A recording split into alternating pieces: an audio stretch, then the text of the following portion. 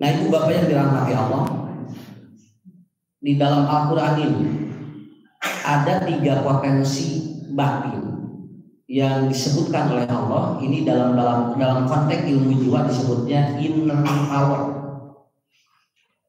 Jadi inner power itu adalah kekuatan yang tersembunyi yang ada di manusia.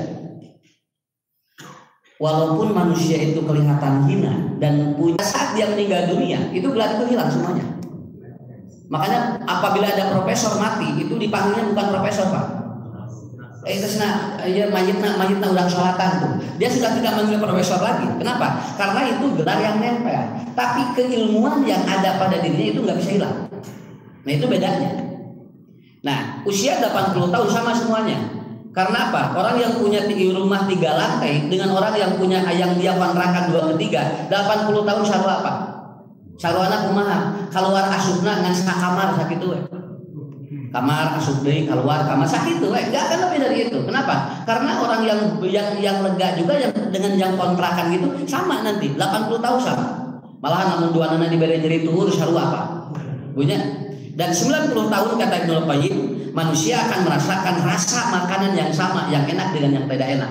Ibnu Qayyim ditanya, kapan manusia merasakan makanan dan makanan yang enak dan tidak enak itu satu rasa? Kata Ibnu Qayyim, sit atau tis'ina sanatan, usia 90 tahun, nuang gepuk jeung nuang kering sarua.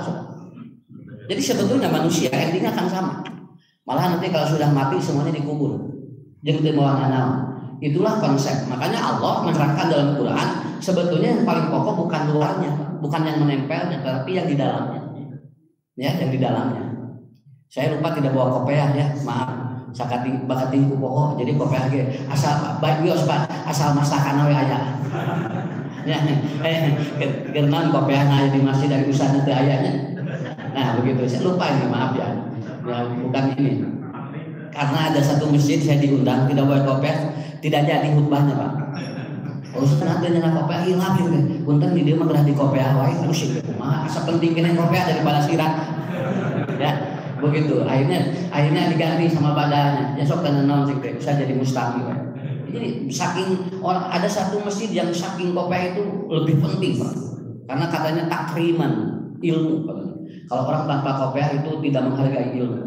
Asli kena orang mau kopiah 5, tapakeun gabehanan tadi. Nah, begitu. Ini kembali lagi kan. Jadi outing power itu berbeda dengan inner power. Nah, Bu, kalau ibu cantik di luar itu ada batasnya. Makanya mulai mondrong itu bunuh diri. Kenapa? Karena dia tidak mau cantiknya hilang. Masuk usia 50 mulai mondrong bunuh diri karena dia dinobatkan sebagai wanita tercantik sedunia. Bangun 50 tahun dia tidak mau, dia berubah. Akhirnya dia minum racun dan dia bunuh diri. Kenapa? Karena dia tidak tahu bahwa cantik di dalam itu abadi. Karena dia tidak belajar yang seperti itu. Nah, rata-rata orang-orang yang tidak mempelajari agama anu dikejar eta. Tetapi orang yang belajar agama dia akan memahami. Makanya banyak di luar negeri itu orang kalau masuk usia 60, 70, kalau dia itu tidak diurus itu bunuh diri, Pak. Sampai ada berita itu ada satu negara yang satu hari itu orang menabrakkan ke kereta api itu satu hari sampai 10. Saking tidak bisa hidup lebih lama. Karena apa? Karena dia stres menghadapi sebuah ketuaan. Dan ternyata Indonesia itu adalah negara ketiga sedunia yang paling jarang bunuh diri. Sebab diurang oleh bunuh diri bisa terjadi. Aki-aki diputuskan ke hubungan naik karena tahu begitu di luhur jangkung asup turun deui terjadi bunuh diri. Kenapa? Karena masih ada agama. Yang paling rendah adalah apa? Atau yang paling rendah bunuh diri di mana? Arab Saudi dan Madinah. Dan yang paling rendah kedua adalah Turki dan Indonesia masuk peringkat ketiga. Kalau datanya, dan ternyata itu dipengaruhi oleh nilai keberagamaan. Jadi beragama itu sangat penting untuk memahami bahwa hidup kita itu dibatasi usia, tetapi tidak dibatasi umur, tidak dibatasi isinya. Nah, begitu. Lihat aja ibu bapak, kalau kita umroh dan haji, itu bagaimana orang berdesak-desakan mau mencium raudhah. Padahal usulnya udah nggak kelihatan. Kenapa? Karena innernya masih kuat.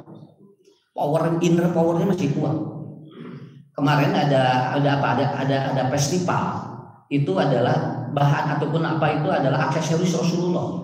Itu mau masuk saja harus bayar. Dan di sana ada apa? Ada senal Nabi, ada selendang Nabi, ada apa?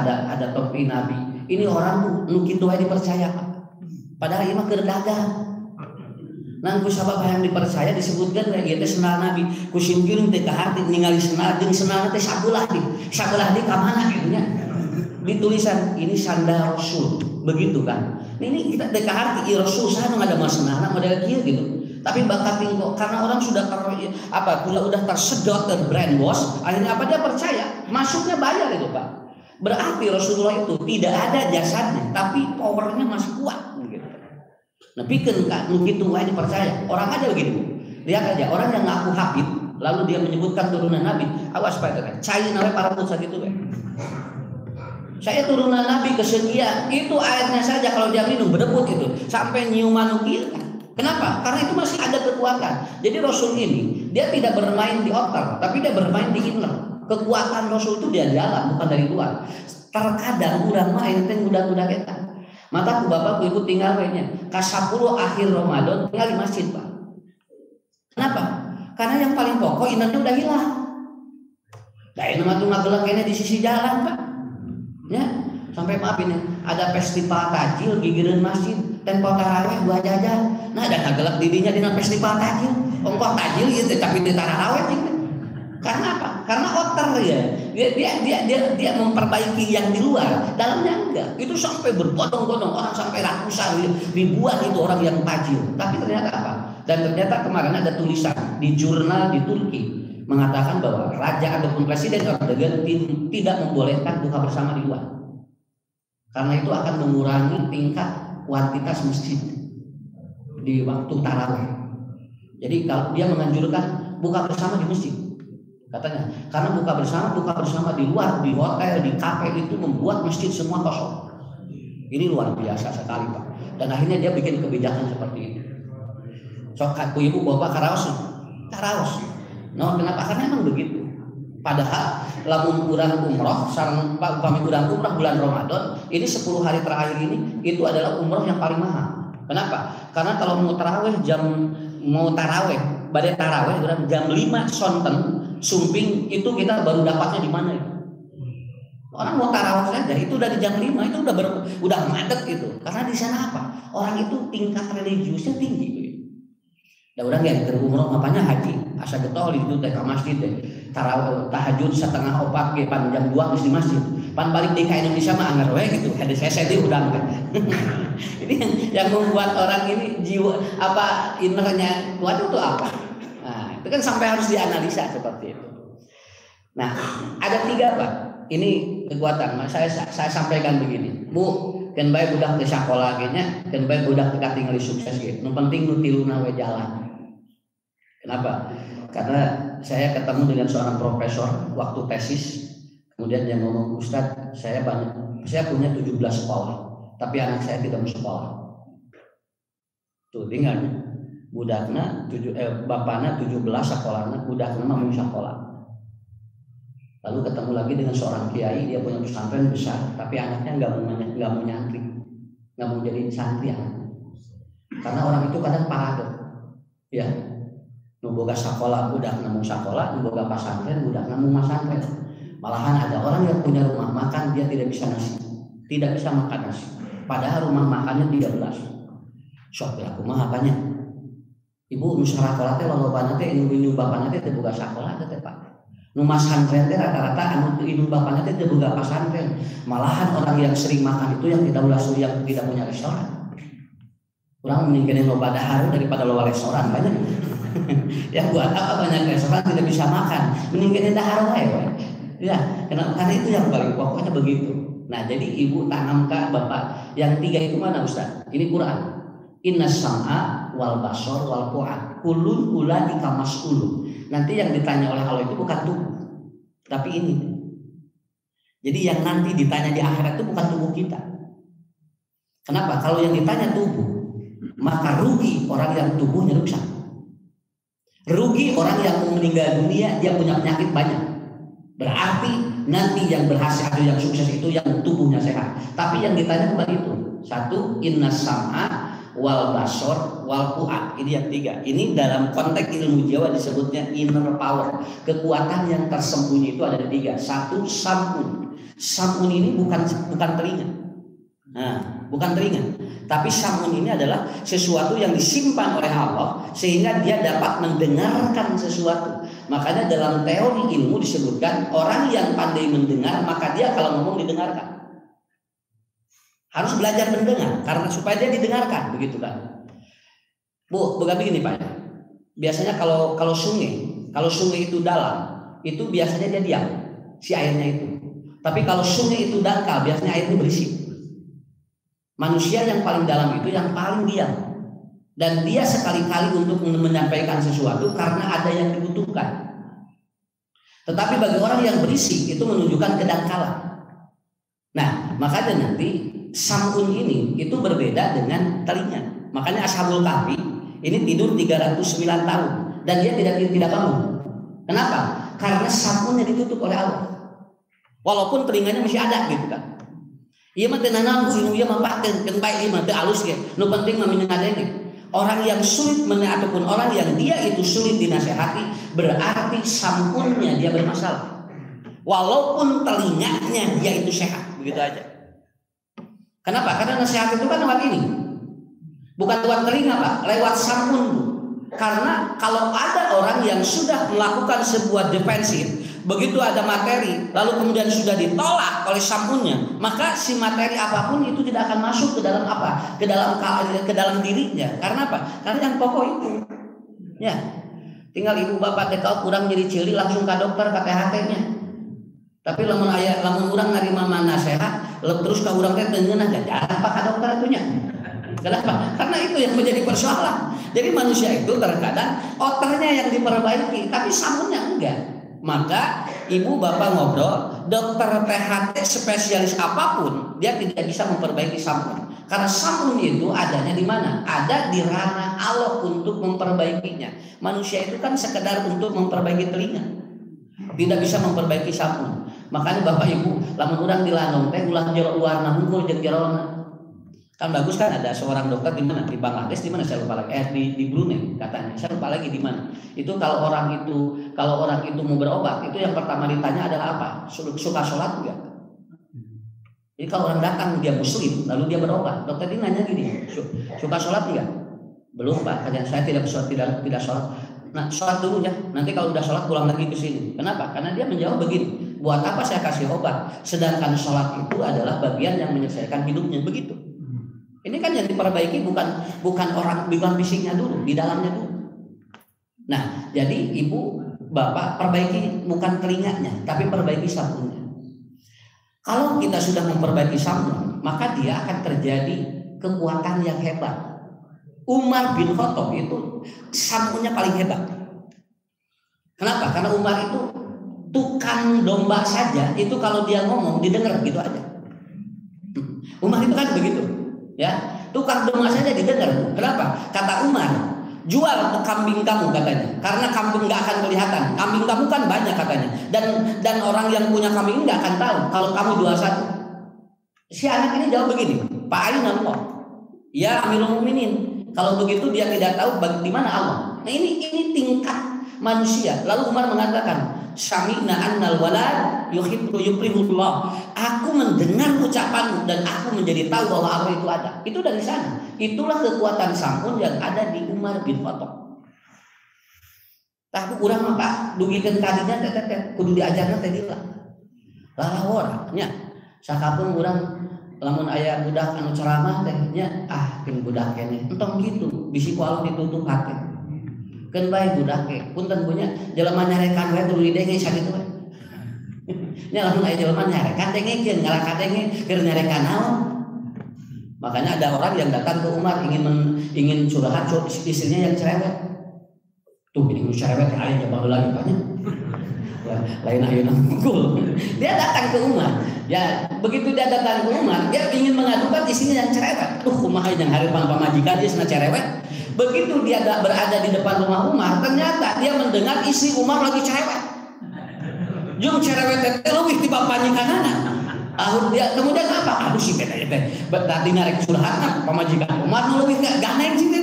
Dan Umar diam Bu, Umar diam nggak melawan. Akhirnya orang itu pulang lagi, mau pulang lagi udah berapa langkah dipanggil sama Umar. Kades. Karena Umar itu punya insting yang tinggi. Itu naluriannya kuat. Kalau ada orang datang walaupun tidak melihat dia tahu Pak. Dan Umar itu tahu kalau ada musuh mau nyerang itu tahu Umar itu. Dia punya insting yang tinggi. Gorijanya tinggi Umar itu. Karena dia memiliki sense of eternity. Dia memiliki kekuatan karena sering diuji. Maka jelema lamun sering diuji Pak, kekuatan batinnya sok hebat. Ya. Hidupnya teh ripuh wae, itu sok kuat lamun ngadoa ka Allah besok. Ya. Tapi kalau dia itu terlalu hidupnya senang, itu biasanya sense eternity-nya kuat, tidak terlalu kuat. Mata Pak kudu minang diuji ku pamajikan teh ngarah kuat batin. Ulah yang bahagia wae. Nya ngarah kuat batin. Akhirnya kata Umar, kade.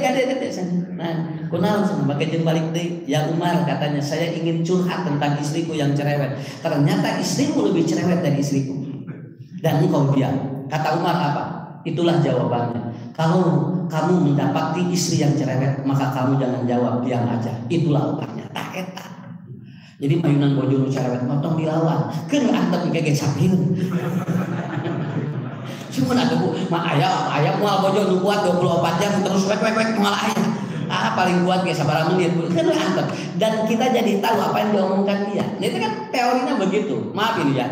Maka kita dengarkan. Jangankan dari orang yang memberikan nasihat, dari orang yang memarahi saja dia. Makanya dina hadis diterangkan ku Nabi, lamun aya nu pasea tong dilalajoanan Pak. Kan ibu lamun aya tatangga hidup pasea tong ditonton tong. Naon sabab bisi teu tamat paseana karunya. Ku urang ada Bapak itu sing tatangga keur pasea urang lalajoanan ulah. Engke bisi teureun paseana teh cenah tamat heula. Karena apa? Karena mungkin dia itu sebut pasea itu untuk menamatkan beban hidupnya begitu. Cuman kita kan seringkali begitu, ingin selalu tahu. Nah, hanya Pak, makanya syampun. Ini Pak. Jadi ibu bapak harus makanya Ibnu Qayyim ditanya, apa obat agar manusia itu menerima ataupun sulit? Kata Umar atau kata Ibnu Qayyim, di antara penyakit hati yang paling sulit diobati adalah apa? Dia tidak pandai menerima nasihat. Itu penyakit hati yang paling rudet. Kalau sudah tidak menerima nasihat, sampunnya sudah tidak difungsikan oleh Allah. Dan Abu Lahab akhirnya meninggal dalam keadaan dia musyrik, lalu kemudian tidak dikubur. Abu Lahab Pak maut nage bakating ku bau awakna dikubur na dina luhureun batu di Baledogan. Dan akhirnya tertimbun batu karena tidak ada yang sanggup untuk menarik jasad Abu Lahab saking baunya. Karena 7 kilo bau busuk badannya sudah tercium. Karena Abu Lahab orang yang paling dia menolak ketika Nabi ngomong. Kalau Nabi lagi ngomong tentang tauhid dan apa, dia yang paling nolak. Tabban laka ya Muhammad, bohong kamu katanya. Nah begitu. Orang sebetulnya mendengar, cuma ditolak oleh sampunnya. Nah itu begitu. Makanya kekuatan yang paling luar biasa adalah bapak mumpung ibunya masih kena tiasa urang nguping hak lebet kana hate sok manfaat. Engke mah geus torek mah Pak, aduh. Geus torek mah urang teh hese. Punya sakapeung make alat gitu teh jelas masuk teh. Simkuning gaduh jamaah tinggal ibu. Paling dia ibu-ibu, paling dia bapak-bapak umurna tos karolok, belah dia torek, belah dia terus ngadeng. Eta lamun pangajian ngagalabruk Ustaz, aduh alhamdulillah senang materina saya naon ngan hanya kawe naon teu kadenge gitu. Jadi ini kan samunnya begitu ya. Makanya memanfaatkan itu. Makanya didik dari kita, dari anak-anak itu dari sekarang gitu, didik untuk pandai mendengar gitu, supaya dia terbiasa. Bapak juga sama ibu ya. Karena kita terbiasa, akhirnya apa? Udah masuk usia itu udah biasa. Kita kecintaan kita terhadap agama itu dia akan panjang karena kita sudah biasa itu mendengarkan sesuatu. Kedua, potensi yang kedua oleh Allah berikan adalah al-basor. Basor ini bukan ini namanya udunu. Kalau basor ini dalam. Orang yang tunanetra itu malahan Pak bisa baca Quran lebih dari kita. Satu hari dia bisa tambah 1 juz. Malahan hafalannya lebih banyak daripada nubarenta. Ya, kenapa? Karena dia menggunakan basoriyah. Itu yang digunakan oleh beliau itu. Dan kita tidak perlu melihat sebenarnya karunya ningali Pak apalanna membuat kurang geleh. Ya, maca Quran membuat halus itu Bu. Kenapa? Karena dia ada kekurangan di mana? Di ainunnya. tetapi di basornya enggak di basornya enggak. Pak, saya punya teman itu kalau dia dituntun justru di bejaan itu kurang. Kok dituntun kurang kan? Nggak ada bejaan. Ustaz tadi main kono asik jadi era. Saya tuh ini sorangan. Begitu ini di pinggir jalan saya berdiri sama guru saya. Jadi ini orang yang nggak melihat aku di pinggir, Pak. Di seberang sana itu ada perempuan cantik. Yang pertama melihat cantik dia. Pak Ustaz itu tinggal di sini. Ayah istri pada ngalangkung gelis. Mana cantik kurang macan awas? Ini memang geus awas. Ditinggal teh ku aslina gelis. Nah, cik teh jadi era urang tinggi. Hari itu awas saya urang henteu. Lalu saya tanya, "Pak, itu kenapa bisa tahu itu bahwa di sana cantik?" Saya kan menggunakan mata batin. Jadi yang berjalannya mata batinnya. Begitu. Karena dia sering di upgrade mata batinnya. Makanya dia udah tahu begitu. Maka tong dianggap enteng. Kenapa? Orang yang tidak melihat itu matanya. Kalau mata batinnya melihat gimana? Dia bisa mendoakan orang tanpa dia melihat, begitu aja, Pak. Karena basor. Makanya ketika Rasulullah ada Ibnu Ummi Maktum datang, Ibnu Ummi Maktum kita nggak melihat. Lalu kemudian Rasulullah begini, karena ada tamu dari Quraisy. Rasul begini ngobrol. Ummi Maktum dibiarkan sampai Allah menurunkan ayat, engkau jangan menganggap enteng kepada itu karena engkau sudah tersita ke sini. Karena Rasul lagi fokus ini. Ibnu Maktum datang, beliau ke sini aja karena menganggap akan beda ilmu biasa-biasa. Saur Allah, nu biasa-biasa teh buatin jadi luar biasa. Itu batin namanya, Pak. Sok ibu ku bapak karaos geura teh. Mana orang-orang yang dianggap model tukang sampah, Pak. Da ayeuna mah lamun keur sehat mah urang ge teu pati perlu. Nang di mana-mana negeri eueuh saminggu geus sok perlu. Mana tukang sampah bisa minggu teu kadi sambil loba haleur. Tuh, dah keur aya mah tarananya. Keur aya bolak-balik tarananya. Tapi begitu tidak ada karasa. Kenapa? Kadang-kadang orang-orang yang dia itu lebih rendah dari kita, terasanya pada saat tidak ada. Dan itu harus ada di mana? Nah ini mata batin kita yang harus main. Mata batin ini kan menguatkan jiwa. Nah, dulu ada seorang sahabat, dia kecil, pendek, hitam dan buruk rupa, kakinya itu bergelombang. Saking dia itu tidak punya sendal, namanya jalabai. Unggal dinten bulan-bulan di masjid, kalau dia mau makan dikasih orang, kalau enggak ada yang ngasih dia puasa. Dan orang ini tidak pernah ada yang menolak, sampai sahabat pun tidak pernah bertanya tentang orang itu. Tapi Rasul Rasul dipanggil, jalabai kata dia, Anda sudah dewasa, mau kawin enggak? Ah ya Rasulullah, siapa yang mau pada saya? Kata. Saya buruk rupa, kecil, hitam, pendek, dan kaki saya bergelombang. Dan saya tidak punya apa-apa. Cik Nabi tadi ya karunya sudah. Percaya diri udah. Besoknya Rasul datang lagi, tanya lagi, mau kawin enggak? Mun usaha sih menghoyong ka abdi sih. Boro-boro anu geulis nu goreng malaikeun gitu. Akhirnya Rasul katanya kayaknya seperti ini. Besok ya Rasul datang lagi. Sini, kamu mau kawin enggak? Mau ya Rasulullah. Tapi siapa perempuan yang mau kepada saya? Cek Nabi belah ditutus ayah budak gelis inung bapana beunghar orang Ansor. Yuk budak datang kali itu. Cek budak teh. Rasulullah sudah komo gelis jeung beunghar. Abdi mah goreng jeung nu miskin cantan teu naikkeun. Cek Nabi ayo cenah. Yuk cenah dituntun ku Rasul, Pak. Dituntun ku Rasul. Bukan beda nuntuna Rasul atuh, Pak. Awas dituntun ku Rasul mah teu enteng. Akhirnya dia ngetrok rubahnya, lalu kemudian datang bapaknya, lalu ditanya, ya Rasulullah, engkau datang ke rumah saya, karena dulu begitu Pak Buya, kalau ada orang rumahnya didatangi Nabi, itu pasti rumah itu berkah, dan rumah itu penghuninya ahli surga, itu rata-rata begitu. Maka kapung rumah imah, hoyong kasumpingan ku Nabi. Hari ayeuna mah lamun kasumpingan ku Ustaz asal sigan hoream. Lu kapannya teh Ustaz kerek menta we gitu. Alah si aya Ustaz serius jeung maaf yo ajo pikiran teh geus bubak we ku. Nembekeun ka jane lagi ditutup-tutup sampai si apal urang jero. Begitu karena beda mindset gitu kan.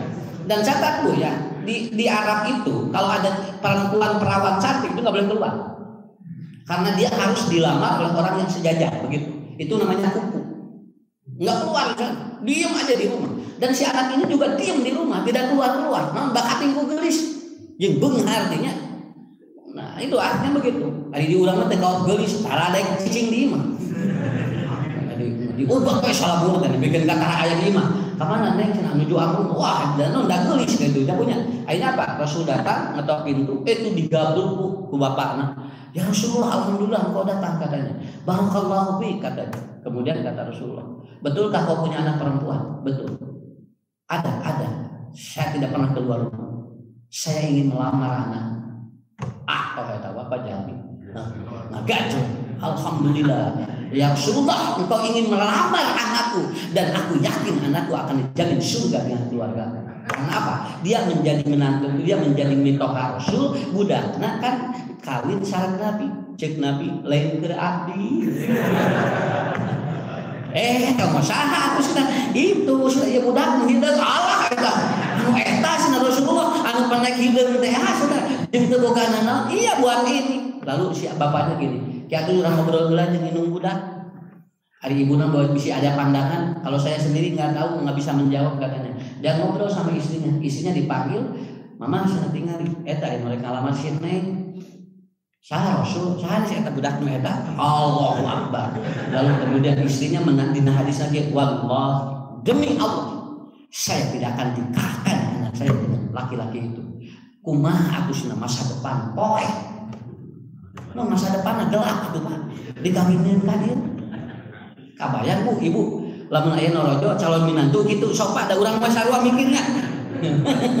Nya, jeung sagala teh boga, nya goreng udah miskin kabayang urang. Aduh ya kumaha dik dikawinkeun ka budak urang, da urang ge mikir dua kali. Lain urang mah zaman Nabi kayak gini kan aya nu kitu teh. Itu apa? Manusiawi. Karena itu jiwa manusia begitu. Tapi hebat si anak perempuannya keluar dari kamar. Dia keluar dari kamar karena mendengar percakapan orang tua dengan Nabi untuk menolak anak laki-laki ini. Lalu kemudian si anaknya keluar di depan Rasul begini. Wa ma kana lil mu'minin wa la mu'minatin idza qadallahu wa rasuluhu. Dia menyampaikan satu ayat dalam Quran. Wa may ya'sillaha wa rasuluhu faqad dhalla mubina. Kalau Allah dan Rasul yang sudah memutuskan, saya tidak akan menolaknya. Nu narimana teh budak nu geulis teh. Inuna ngahulang we kumaha ditolak ditarima. Kan wios dan orang rumah tangga lagi iya dalil iya. Kenapa? Dia mengatakan kalau yang dibawa Nabi itu berarti ada kebaikan di sana. Lahumul khiyar kata Quran. Lamun anu mawana Nabi mah pasti ada ribuan kebaikan di sana. Makanya saya menerima. Tah ieu teh inner power namanya. Budak ieu mah hina tapi da jerona mah wani wantu. Rasul wani nuntun teh kumaha ada kekuatan yang dalam. Berani Rasul. Akhirnya dia menikah. Kemudian baru satu malam ada anjuran untuk perang. Dan si laki-laki ini ikut perang dan akhirnya terbunuh. Ngan sapeuting cing sahan apa? Lah sebelumnya dia untungnya saya belilah. Gitu. Rasul datang dan menyampaikan kepada istrinya, menurut akhirnya cara hidup teh pupus di mana yang sudah tadi malam di ketika perang dan beliau ternyata syahid dan beliau tertumbak 70 tumbak di tubuhnya. Apa kata istrinya? Ya Rasulullah, sebelum dia pergi dia ngobrol, doakan saya mati di peperangan. Karena saya menginginkan dua bidadari di surga dan di dunia. Di dunia aku sudah mendapatkan engkau dan bidadari di surga aku sudah menunggunya. Begitu. Keluar sebuah hadis dan Rasul menyampaikan orang hina yang ditunggu bidadari di surga. Kata Allah, ya Rasulullah, suruh orang itu perang karena bidadari surga sudah menunggu dirinya. Ini yang disebut dengan hina di bumi, mulia di langit. Sakitan eta teh inner gitu teh Pak. Nya urang macan tandu menang bidadari Pak. Nya boro-boro di akhirat di dunia ge can berengan gitu. Ieu mah tingali Pak. Ini namanya jalabain. Orangnya dia begitu. Bapak Ibu kalau nanti masuk surga, temui orang ini. Nanti di surga ada Uwais Al-Qarni, orang yang dia miskin tapi doa-doanya dijabah. Ada Al-Jalabain. Kemudian ada sahabat-sahabat yang dia itu tadinya hina tapi dia menjadi mulia. Engke aya di surga. sok bisi ibu pada percaya. Tinggal kita bagaimana urang bisa ka surgana sakitu. Terakhir aqidah. Aqidah itu apa? Nah, jadi aqidah itu bukan hati. Jadi lamun hati bagaimana? Iya aya di dieu tah. Ibu pernah pesek bawang beremnya dipesek budi gitu tah. Nanti ibu bapak pesek dalam. Ini ada di tengahnya itu putih itu. Ini sebesar ini. Nah ini kalau ininya hilang, itu bawang itu kalau ditanam nggak akan hidup. Itu nggak akan hidup. Kenapa? Ini namanya aqidah. Jadi aqidah itu bawang yang di dalamnya. Nah gitu. Kalau ininya nggak ada, kalau ininya mati gitu kan. Tapi kalau ininya hidup, walaupun sudah tidak ada bungkusnya, itu dia tetap hidup. Punten. Aya laki kasep tapi dengareng hoyong teu.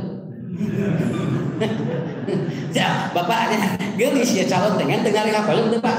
Keur naon loba ge teu ngareng mah. Mending kana hiji we ngareng kan gitu banyak. Kenapa? Karena begitu. Mana ibu yang penting apa? Ini napasnya gitu kan. Itu ruhiyahnya.